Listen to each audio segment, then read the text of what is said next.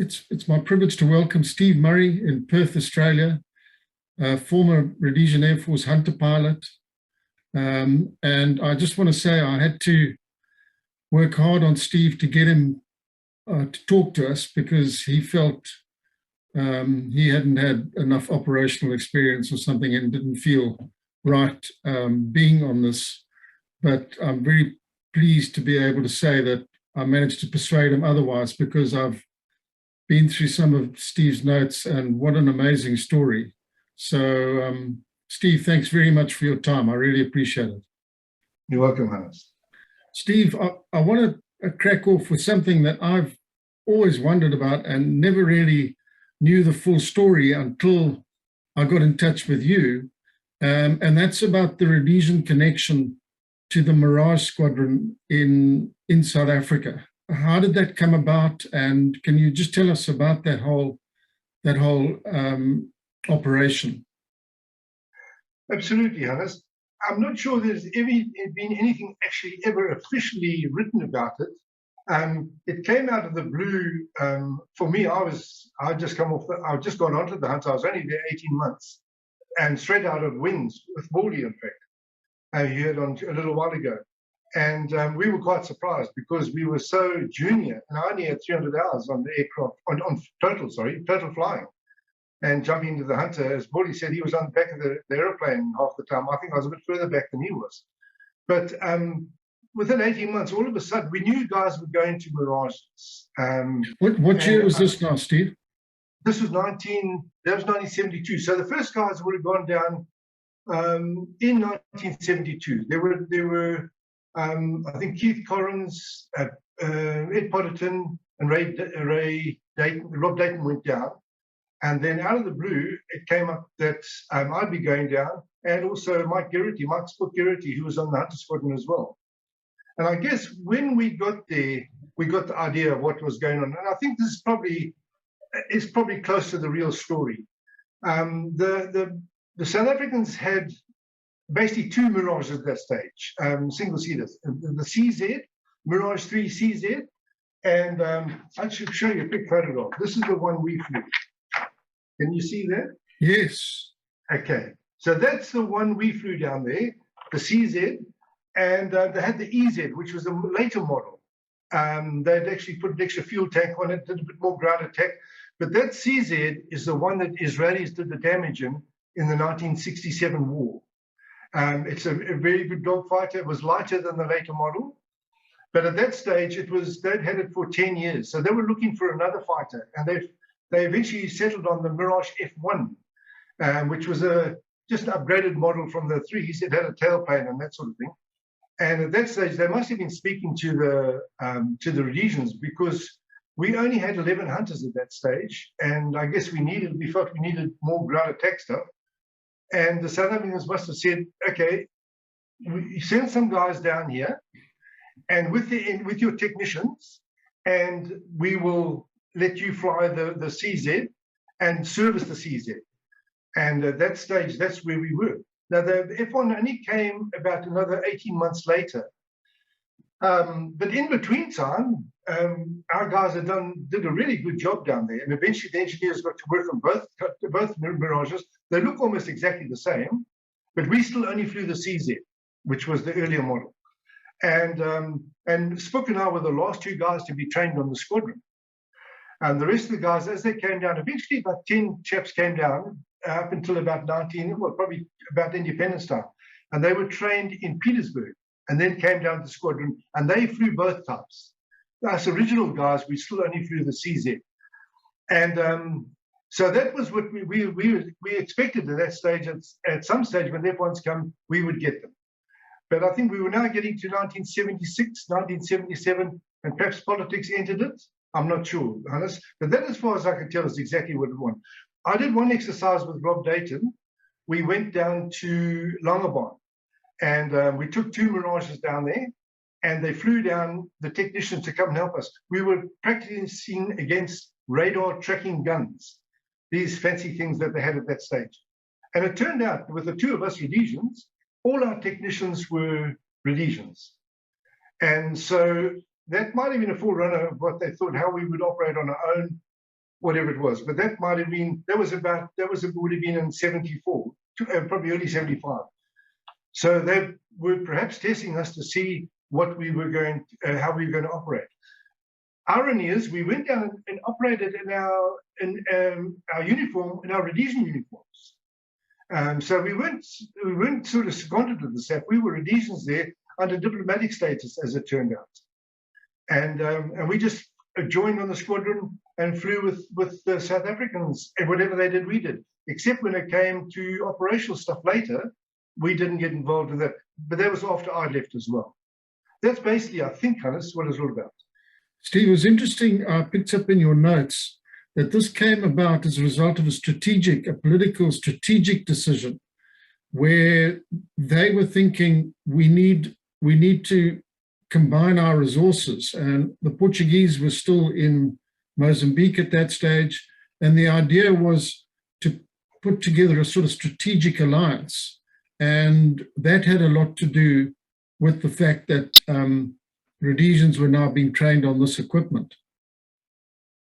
Yeah, those were notes that I've picked up over time, Hannes. And once again, I think I give you probably 3 different sets of notes.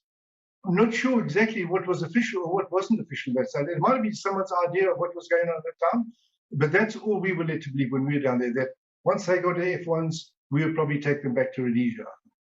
Because while I was down there in 74, that's when Mozambique was handed over, and we continued to stay there as well. Yeah, so not sure what the full story is. Steve, what was the link with the airbase at Fylde, that the South Africa was that part of the same initiative? As far as I'm concerned, not. I was gone. I was long gone by then. I went in 76. I think Fylde and all that also happened around about 78. But I don't think the Mirage has got involved in anything at all. I knew cameras had been up there, but once again, I was flying choppers. I was instructing on choppers at the time. I'm not sure what was going on, but we never heard anything about that when I was there, up until September 76 that I was there. So were you based in Petersburg or Langebaar? No, at Waterkloof in Pretoria. At Waterkloof. Yeah. And Steve, just tell us a little bit about the training program that you went through. You mentioned it in your notes. I think it's very interesting. Yeah, well, this is for the Mirage, you mean? Yeah. Yeah. No, it was a bit of a shock to get down there, because we basically come from an operational squadron on hunters, and we were flying a lot and doing a lot of diverse flying, mainly to do with ground attack type stuff, which was our role in Rhodesia. And we got down there to a peacetime Air Force, and understandably, it was very different. It took a long time to get through our training, because we were just members on the squadron, and we just went through the routine that they went through, and very different from the hunters when we were pushed through the whole thing, you know. But we did a lot of simulated time. Obviously, it was the standard type of training we did. You did all the book work and that type of thing that went on, and with exams, and then we went into the simulator. What was different about the Mirage was it's a handful. I only really, if I'd done then what I know now, I'm not sure. The aircraft was a handful. I know I once trained a Qantas first officer when I was flying the 737, and he flew Mirages in Australia, and he started his training on Mirages, and he did a couple of sorties. He went to his boss and he said, "This is not good for me. It's too fast, and it's too much of a handful." But anyway, as it turned out, they gave us good training. I mean, they had 2-seaters, which is good, which we didn't have for the Hunter when we climbed on board. So by the time we got to the stage of going solo, we had a fairly good idea of what was going on. And then we went through processes which were quite different from the Hunter. We did twice the speed of sound, the Mach 2 run. And then once we'd done all our general flying, we did the instrument flying. And part of that was quite interesting, because we went supersonic. And then once you were supersonic, you then had to come back out of supersonic in a turn and catch the changes in attitude that went on. But I mean, that was just because there was a Mirage. And then from then, once we finished our training, we then went to do weapons camps. So we didn't do them from Waterkloof. we would go down to Bloemfontein was one. I went there a couple of times. We went to down to Durban. We went to do air combat maneuver training. Sorry, before that, we did that inland. We did that over Witbank area, around about 15,000 feet, but we couldn't go supersonic, which the Mirage did quite happily. So we did that training there, and when we went to Durban, we were able to go supersonic over the sea. But those camps would be sort of a week at a time, or 2 weeks at a time. And then also up to Petersburg, the weapons camp there. And then in my second year, we went down to Longabon and did the air-to-air gunnery. And that was really something completely different from what we've done in Rhodesia sort of thing. And that was good fun, really good fun. And you live in a lovely part of the world, Hannes. I try and get down there every time I can. Yeah. And so that's when, once we'd done our training, which took a long time, it took about 6 months to complete our training. And then we'd do these camps in between times. And after that, we were the last two. After that, the guys went to Petersburg and they did their training at ADFS Advanced Flying School. And that was a whole different kettle of fish. They had a chap called Dick Lord there, General Dick Lord he became. I don't know him. You know his name? Yes, I know his name, and I know about his book, yeah. Yeah, he was a lovely guy. I went for my first ride with him, and we were waiting to do some flying in Waterkloof. He was on the squadron of Waterkloof at the time. And I went up with him because I hadn't flown at that stage. I just sat in the back seat. And, oh, man, he was outstanding. And when he landed, and he beat them all, and as he did because he was a really good fighter pilot. He actually helped set up Top Gun School in the States, going back years and years. He was seconded there. Anyway, he was then sent up as the boss of the new ADF training school. And that's where the guys came out of there. All our guys from Spook and I afterwards came from there. And the training would have been quite different from what we had. Plus, of course, I think they were anticipating what was going to happen in Angola by then. So they were probably training a bit harder. Yeah. Steve, I was told a story about, I think it was Mike Mulligan, flying one of the Mirages and having engine failure and being told to bail out. Is that story correct? And he went ahead and landed the airplane. Yeah, I didn't hear the story about bailing out, but he got himself into when it wasn't his fault. It was a difficult position. The aircraft basically ran out of fuel, and he was able to get virtually. I think he probably still didn't actually die, but I think he was basically he knew he was going to quit, but he did a dead stick onto the runway. I need to mention at this stage the Mirage. I mean, I told you it was a handful. It was actually very basic aircraft, the one we flew. The whole object of the aircraft, as designed by the French, was just to get airborne as quick as possible from a readiness platform, climb straight up to the height that the Russian Bear bombers were, shoot it down, and then come straight back with a radar vectored onto the bomber, come straight back and talk down to landing. So navigation stuff was minimum. The fuel was refueled from the top like a Cessna. And when the guy finished refueling, he would just put the numbers up on the detote machine. And so that is what you assumed the fuel was. The actual gauge only started reading probably when the fuel was about 7/8 gone. So if that fuel if they had put the wrong number there, you had no idea. And that's what happened to Mike. Thereafter, they changed that. We had to add up, the engineers had to add up the fuel they put in for what was left type of thing. But that's what happened to Mike.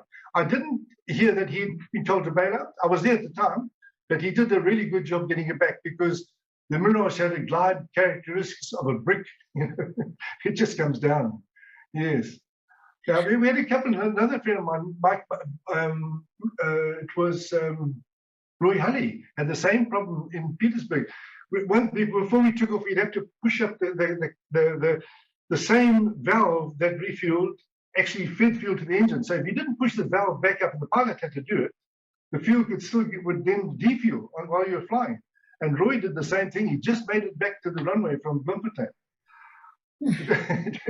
But still, a lovely airplane to fly. Steve, how did you guys get on with the South Africans, with Afrikaans speaking guys, different culture? How did that all go? Remarkably well. If you think about it, that was the #1 squadron at that stage. The 2 squadron cheetahs. I still have a little badge that they went to Korea, a little medal that we won the left side. And I thought we got on remarkably well. I never remember ever been a problem. And honestly, we had a commandant, probably 6 majors, another 7 to 10 captains, and then there was me, flight lieutenant. And I thought we all got really well together.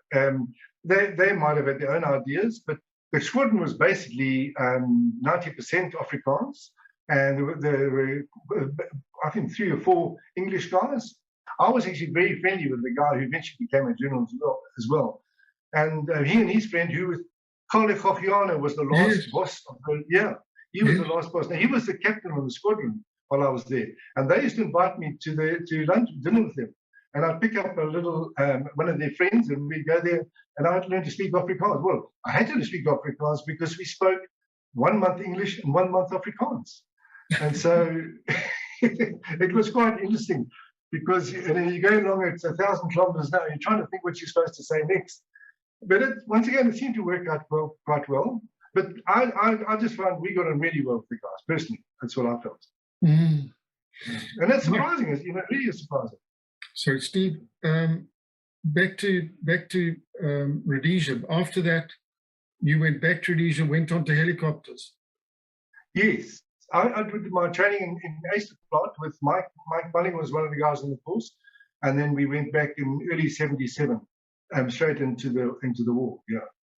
Yeah, that was interesting. Steve, just tell us a couple of, even one war story. I know you don't want to be a bit reluctant, but I mean, I see some interesting stuff that you were involved in, particularly with the SAS. Well, I suppose I should mention, as I said, my first bush tour was probably the most energetic of all the ones I did. You've had John Blythewood and Baldy both there. And thankfully, my first 2 bush tours with them as KCOR, and they were brilliant. John especially. We landed there in Motoko, and it was Mike Mulligan, myself, and Keith Spence, who'd come off Canberra's. This is our first bush tour, the first day in the bush, and John was delighted to tell us that we'd be taking the SAS straight over the border. So we really hadn't unpacked at that stage. So these new boys are running around. I think I was still a flight officer, but Mike certainly a flight lieutenant, and John was loving it. But he was so easy and so relaxed. And unfortunately, it was that pickup was with Andy Chait, was it? The SAS guy. Yeah, it was on that one. I didn't know that at the time. But the interesting thing for me was when you flew the Alouette, which we were taught in South Africa, it's got a little computer that you work at. You put the density, the temperature, and the physical altitude, pressure altitude, and it works out the maximum power you could pull. So after all this had happened, we jumped into. I had 3 SAS guys there with these Bergens in the back, and I thought, well, we normally have 4 guys, so 3 should be all right. But I didn't realize how big the Bergens were. And we taxied out, and as we took off, I saw John take off in the K car. Then Mike followed him, and then I went onto the runway, and we did a rolling takeoff, which is supposed to help the takeoff because it gives you more lift once you go through translation. Anyway, I pulled to my maximum power, and then you could pull a bit more. And all they did was put me onto the nose. So I thought, now what do I do? And then we just kept on pulling until we got airborne, and that's how we flew for a while. I must admit, for the first. And then we went to Marymount, and then we went, and as we crossed the border, we heard shooting, And my tech, I looked at him. It was the first time I'd heard shooting, and he said, it's just a lone group, don't worry about it. But we did a bit of a turn and that sort of stuff. I did get a bit lower. We landed coming from Savannah, flying around Bloemfontein operationally. We're now landing in the Zambezi Valley with grass as high as you could think it. Anyway, we got by, and every time we sort of said to John, what's going on? He just laughed a bit louder, and we got through that one. And then the next one was about 2 days later. We went and did a fire force, and I mentioned that, I think I wrote something to you guys. It was the only time in the whole of my bush career, whatever it was, about 18 months or so, that we did the whole thing of the fire force. Once again, with John leading. We picked up there was a Sioux Scout OP down in the Tandy, and we went in, and the whole thing worked. John pulled up a bit, knocked a couple over. I then nearly got myself shot out of the sky because I went into a certain area, and it was the first time we'd been in the Fire Force. And John said, when you take off, turn left hard out of there. So I took off, turned left, what I thought was hard, flew straight off the top of the gooks, and I was fighting for about 5 seconds. I thought we had to be hit, but we weren't. And we kept on going from there. Eventually, I picked up it was Jerry Strong, did with him while John went and refueled. And then they were still firing every now and again. So we then dropped we had dropped all our troops. We then dropped the parachuters. Well, John got that sorted out. And then they still was entrenched. So called in the links to help out. That didn't work out so well. But in the meantime, John was caught in the Canberra. And so once we'd all refueled and everything was dropped, we just went and sat in a big gomo next morning, watched the Canberra come in and drop these bombs. And then eventually, and after that, it was all over. We went to pick them all up. But it was just amazing to have everything happen on your first bush tour. And that was about it. The only one other one I should mention, because I was fairly senior, I only did 2 bush tours in the G car, and then I went on to the K car. And I said, I should mention my second bush tour was with Morley. And I mean, you just laugh from beginning to end with Morley, and he was such a good leader as well. But the first time in the K car, I went out to Motoko on my own. And this should have been funny, but it probably wasn't. I had a K car on my own, and I had a G car with my engineer. And one of the 5th back guards was doing OPs. And he came up and said, listen, I don't believe it, but my OPs told me there's a gook sitting on top of a gommel, and he's drunk and throwing his AK around, you know. So he said, I don't believe it. But and so I said to my Keith Summersgill, my engineer, I said, listen, we haven't fired the K car, just going to have a look. Well, now we get there. Next minute, I got bullet holes. So the only time I was hit by a gook he was actually pissed. But anyway, we actually got the whole mob. They also must have a great party. And between my K car and the G car, we picked them all up and took them back. But anyway, that was about the extent of my excitement, Hannes. Steve, you did some long-range stuff in the Mozambique, having to refuel. With you were pushed in terms of range. No, really, only time I did that was on Chimoya, Hannes, when we went, Chimoya and then up to Tembe the next time. I heard you guys talk about it some time ago. Okay. I was on that one as well. I was a singleton. I got called in, and we picked them up and we went out. That's the only time I did very long range. The one I might have mentioned is, I think I wrote somewhere, the same bush tour, very first bush tour, I had to go and take some SAS guys. 2 of us G cars went out, and I led the formation out directly east of Nyanga. And it was the first time I'd seen terracing. I mean, the task was easy enough, but I mentioned that I wrote somewhere that I just saw this terracing for the first time, and it's produced a bit of comment in the last couple of days on Rhodey's untold stories sort of thing. Yeah, but anyway, that's the extent I went. I never went further than that. Steve, just for the sort of purists, you've got a very good understanding of how the Fire Force actually worked, the component parts and how it was planned and how it was managed. Can you just talk us through that, the different aircraft and how it all came together from a sort of technical and planning point of view? Sure, Hannes. I mentioned that to you because I mentioned that I've seen some of the Army guys have got 17,000 views on your channel, and they can't all know about the Fire Force. And I'm sure people have written wonderful stories about how the Fire Force works. But I just thought at the one time I want to raise on that Rhodey's Untold Stories, just to explain, because that first one of mine encompassed everything. And that's what I mentioned. We had a K car, and 3 G cars. Now that was fairly standard, but if they had more aircraft, they had 2 K cars and 4 G cars if they could. Okay, and that was the basic formation. Then we had the links, and in this particular case, it was a links, and they came into they could do relay for us and keep an eye on things. Sometimes when the K car wasn't in the area, he would just stay above us. And they came in a little bit after, obviously, because we didn't want to warn anyone who was on the ground. And then the DAC came back over as well, a bit later with his 26 troops. Now, that's basically how it worked. And the one in our particular case, that's why I mentioned it, is we actually went down to the Tandy, and normally we came up fairly high, but because there were so many gourmets around us, John let us in, and he stayed low until he was virtually over the camp. And as we got to the camp, we would then split the 3 choppers 120 degrees apart, because when the guys knew we were in the area, they could move. Someone once told me 15 kilometers an hour or something.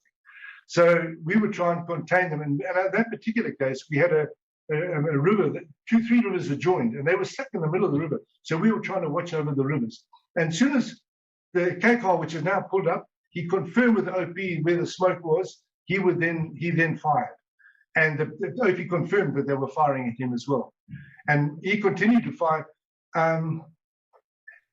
They tried to limit it as much as possible because of the ammunition that was being expended, plus they knocked the chopper out of the circle as well. But as soon as the firing stopped, then the army commander, in this case was Jerry Strong, he was very good. And he was said to John, we want to put troops down. In each case, in this case, it was in where you would expect them to try and get out along the river. There were these 3 rivers. And he put Mike on one, put me on another one, and Keith on the other one. And then at that stage, we continued to go around. I actually went off to make sure I hadn't been hit, hadn't been shot, and until there was, and also get more troops. At the land, we had the land tail come as well, which is the trucks, and they parked at the PV at this place, which they would do anywhere. They'd try and get as close to the action as possible, and they would be carrying more troops. So we'd go there, pick up more troops, bring them, and generally put them in the same spot as the other one. So now you've got 8 in the stop line at each place, and then after that, one by one, we'd go back and refuel. And John and Jenny had more fuel in the K-car. So once one of us had refueled, we'd go up and take, like in this case, it was Strong into my chopper. And while John refueled, then he came back and took over. So that's where we are now. Now, we were not sure because they were fairly well entrenched, which is quite often the case. And that's when John decided that he needed a jet. And so with the jet, he called, and we had Canberra was the closest one. And about the time the Canberra arrived, you then bring the Lynx into it. He's been flying overhead, and if he'd seen anything, would have told us what was going on. And John wanted him to mark. As it turned out, he had a bit of a difficulty with this. So John decided he would mark himself, and he marked with smoke. But in journey with the Frantan onto the target, and then the Canberra, all he had to do was fly over and drop his bombs, and away he went. Sorry, but prior to that, which I mentioned earlier, prior to that happening, John had put down the 26 paratroopers out and it was in a paddock just away from the scene, and he walked them all in, and they joined up with my stop, in fact, which was stop 2. And then they were all waiting now until the bombs had gone off, and then they swept through. And then we found we eventually accounted for, I think it was 8 out of 13. And that was interesting. But the only reason I sort of mentioned that is that's how it worked. Does that make any sense, Hannes? Yes. What I've explained? Yeah.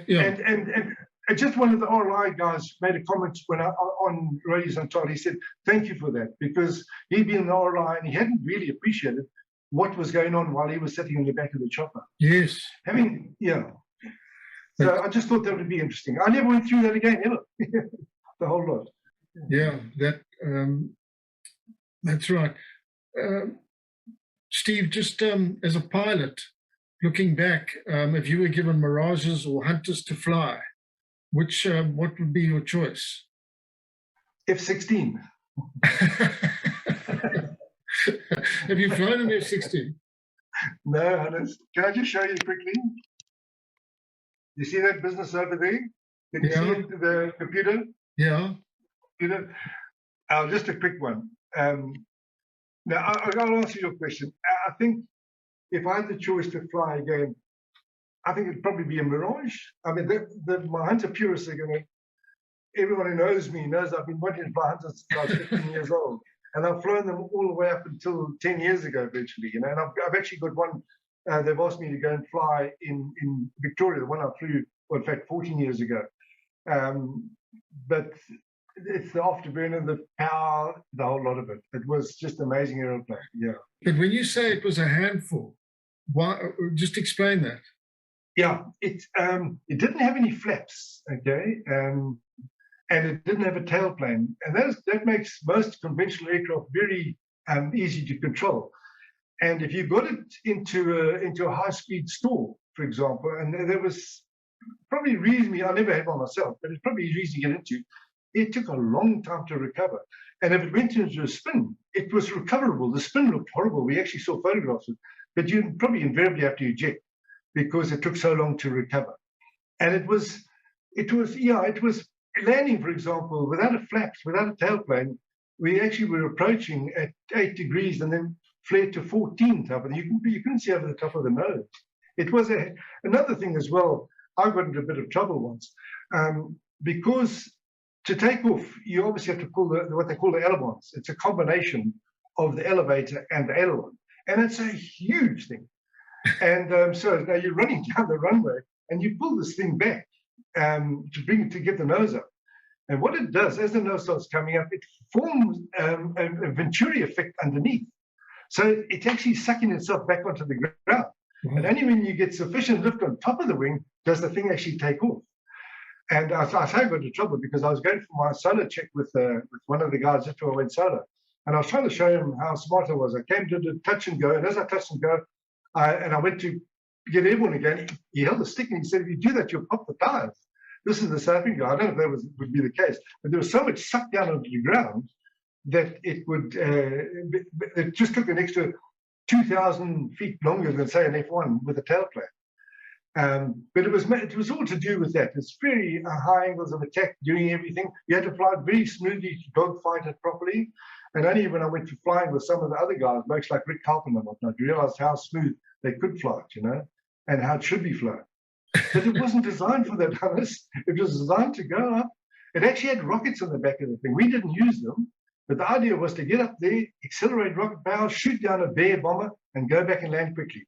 But unfortunately, the Israelis bought it. They started shooting down a whole bunch of Arabs, and then everyone wanted one. so Australia got them, we got them.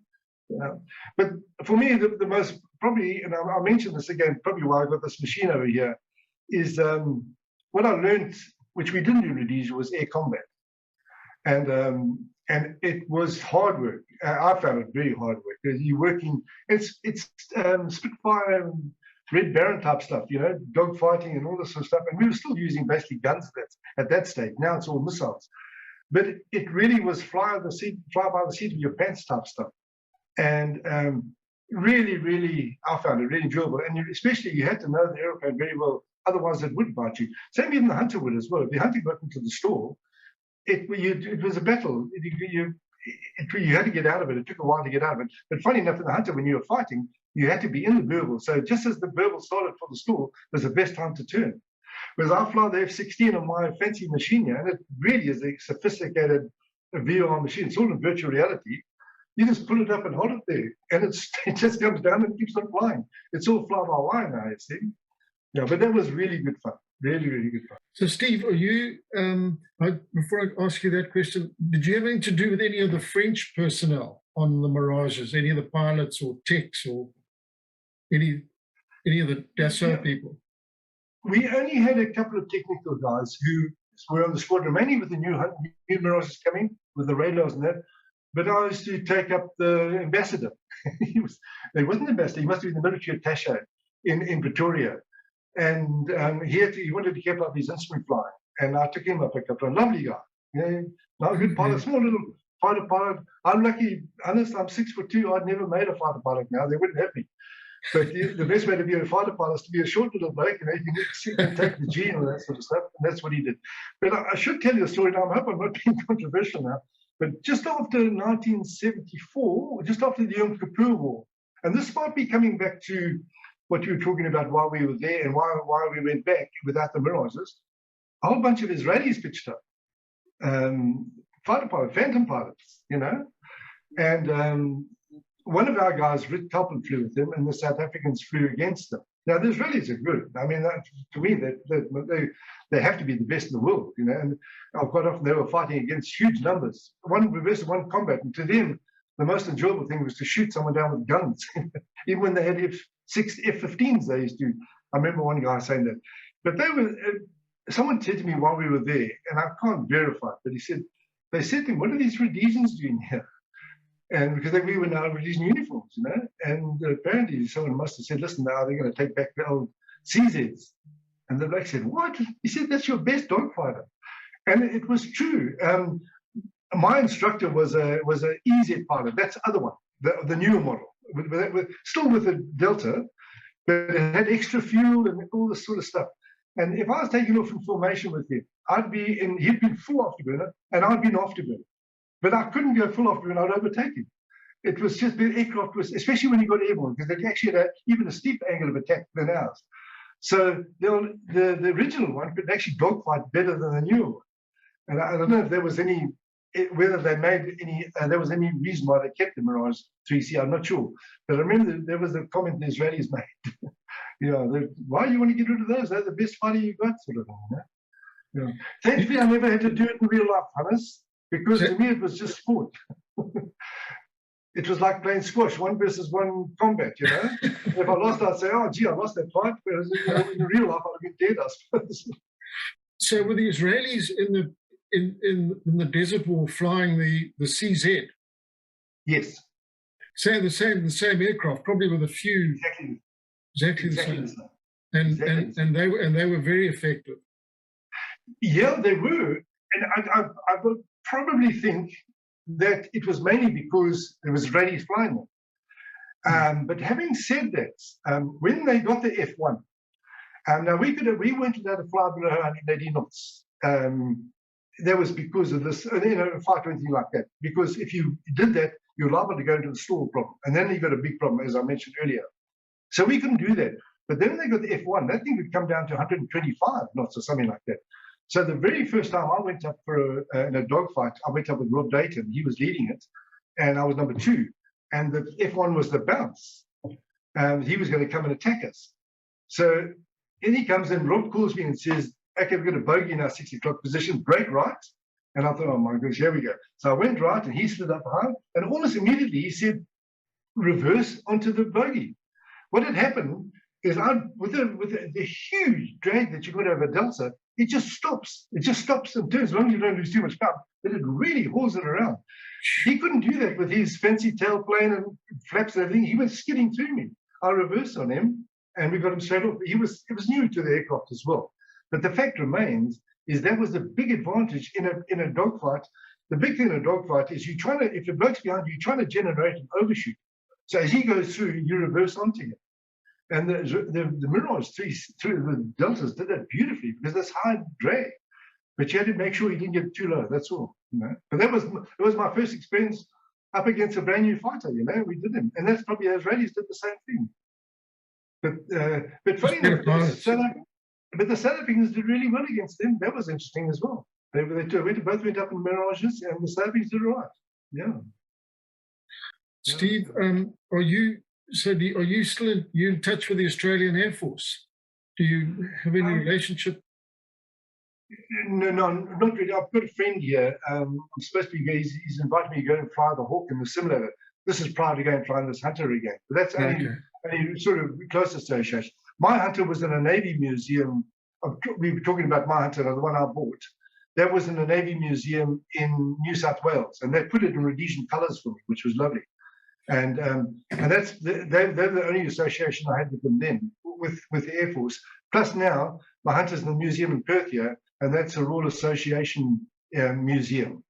But no, to answer your question, not directly involved in the Air Force, even though they flew the Mirage as well. Steve, just grab that model behind you, and just tell us the story of that airplane. Yeah. This is a model of my Hunter in Rhodesia in 1972. And it's an FGA-9, which is the one we flew, and this is the exact colors they were in at that stage. When I bought my Hunter, I bought it from Singapore. They came from Singapore. And Dave Curry, a Rhodesian, had bought a 2-seater, and he contacted me. I'd never met him before. When I was flying for Qantas at the time, and he said, "Can you get this thing flying for me?" And I've got you got all your mates. I didn't mention early on. We haven't talked about it, but I started my life off as an engineer, as a technician in the Air Force. I didn't have the qualification to be a pilot, and eventually I obviously got to fly. But I still had a lot of my mates living in Brisbane, And they got a team together and they put this aircraft together. I bought mine at the same time for a fraction of the price because it was a single seater, which you can't take anyone for a ride. And it was the first one that took flying. Anyway, we got that one flying and I flew that. But this one, because I couldn't get it flying, I put it in a museum in New South Wales in these markings. Now, this aircraft is 1280. And it's the one that the first airplane I had my name on the side here. And in 1976, Tudor Thomas was hit by one round. It went through an AK-47, took out his hydraulics, and infected him with his undercarriage coming down. It was in dust. So he came back to Thornhill, and he had no power controls, couldn't get the gear down, and they told him to eject. So what I then did is I put it back, the one in the museum, put it back into the markings of 1280, and it's got all the stuff that I had on my aeroplane at the time. And this will sit in a model, in a case, and at the museum here, next to my Hunter, which it'll be in RAF colours, as a memorial to the guys still in the Air Force, air crew, and also the aeroplane itself, which was destroyed. Yeah. So that was just a single AK round. Yeah. Whereas you heard Bawley say he took a whole big thing in the back of his dive brake, and Dave Ballhill took a Sam 7 straight to the wing. No problems. One AK round in the wrong spot. Yeah, it was a bad day, unfortunately. Yeah. But anyway, yeah. Steve, looking back on the Rhodesian Air Force, some people say it was one of the great small air forces of the world. What made it work as well as it did? I suppose necessity for one, because the Israelis are very similar, Hannes. They're a small outfit, and they probably are the best air force in the world today because they have to be. But I just remember everyone keeps on talking about the esprit de corps because of the war and all that sort of stuff. The guys just seem to work well together. Perhaps it's the level playing field we had in Rhodesia. We didn't have a huge gradient between officers and airmen, that type of stuff. Everyone seemed to work together. And especially when I was an engineer, when I was a technician, after I'd finished my training, and this is before the war started, this was in 67. And there were only about, I went straight to Hunter. All I ever wanted to do was fly a Hunter. And all I ever worked on was the Hunter and Hunter simulator when I was a technician. But I just remember going into the squadron, and there were only 24 guys, and they kept these things serviceable all the time. It was just this huge esprit de corps. Nothing to do with any war at that stage at all. It's just the way they operated. I need to go back probably 10 years from that. There was a whole bunch of the guys in the Royal Rhodesian Air Force used to fly up to Aden and go and fly with the British there. You know, they had problems with them there. And the Air Force contingent, I think it must have been about, I don't know how many vampires, 12 vampires, whatever it was. And the engineering officer wrote up that 100% serviceability and sent that to the Royal Air Force and said, that's our serviceability. And the Black said, we don't believe you. We don't believe you. You've got 24 engineers. We've got 100 on our squadron. We don't believe you. And apparently, the story goes, the next morning they got all 12 airborne over the base to prove that they had 12 serviceable airplanes. It's that type of thing. I just think you've had a lot of guys, I've heard you speaking about the way they got on, the technicians got on together. On the choppers, for example, you know, invariably, the engineer didn't have, the tech didn't have to do everything. I know I was taught how to service the 303s because they were an amazing weapon as long as they weren't full of dust. You know, so one guy taught me, he just said, you know, as soon as we landed somewhere, he'd go and do the lube and the refueling, and I'd take the 303s apart, leave them dry, tape them up, and just put a can of oil next to him. And then when we went to action a couple of times, he just ripped off the tape, put this oil on, and it worked. But I mean, that's what we did.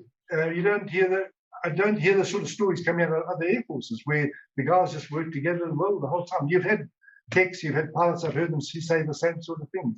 It was a sort of esprit de corps we had in Rhodesia, which worked, you know, with the sort of small numbers we had as well. Steve, you had nothing to do or not enough to do during COVID, so you put together a book, mainly about flying, but just tell us a bit about it, and you've got the book there. Yeah, thanks, Hannes. We just talked about it off air there, and I wasn't going to talk much because it's not really about the war or anything. It's just about the joy of flying. I think 95% of pilots who join the Air Force just join to fly these things, you know, the fast jets. That's the hunter at the top there. It's me climbing out of my Mirage, my first solo. But it was during COVID, and what I realized early on, the way politics was going on at that stage, things were changing, and the history seemed to be changing through this COVID business. And I just figured, some of the stories along those sort of lines, that we need to go back to our roots a little bit and talk about the stuff that we enjoyed, and most of the stuff, virtually all of it's in Africa.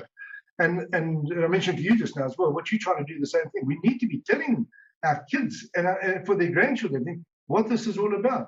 And this is, but once again, it's a book that I wrote. It's done reasonably well, and basically was published by the South African Air Force Facebook people.